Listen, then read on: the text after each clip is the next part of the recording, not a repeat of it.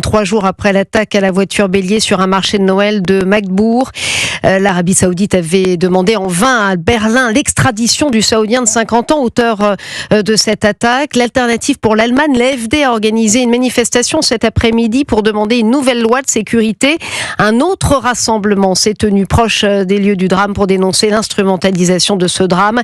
L'enquête se poursuit donc avec encore beaucoup d'inconnus, Maxime Gondelot. Oui, tout à fait. Et samedi, le prisonnier a été transféré dans une prison de haute sécurité à Burg, à 30 km au nord de Magdebourg.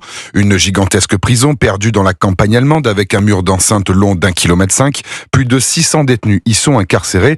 Des conditions de détention logiques selon Claude Moniquet, spécialiste du renseignement et des mouvements terroristes. Il vit dans une cellule qui est placée sous surveillance constante de caméras 24 heures sur 24, caméras qui sont observées par les gardiens 24 heures sur 24. Et il ne dispose que de vêtements en papier, de manière à ne pas pouvoir déchirer ses vêtements pour se suicider. Il a droit à 1 heure de promenade par jour, mais chaque fois qu'il se déplace, il est entouré de plusieurs gardiens. Évidemment, il est placé à l'isolement total. Certains quotidiens allemands considèrent désormais que Taleb A est le prisonnier le plus sécurisé d'Allemagne. Peu après son admission, le médecin saoudien a subi un contrôle médical pour certifier son état physique. Les médecins pénitentiaires cherchent à savoir aussi si le détenu était un consommateur régulier de drogue et d'alcool.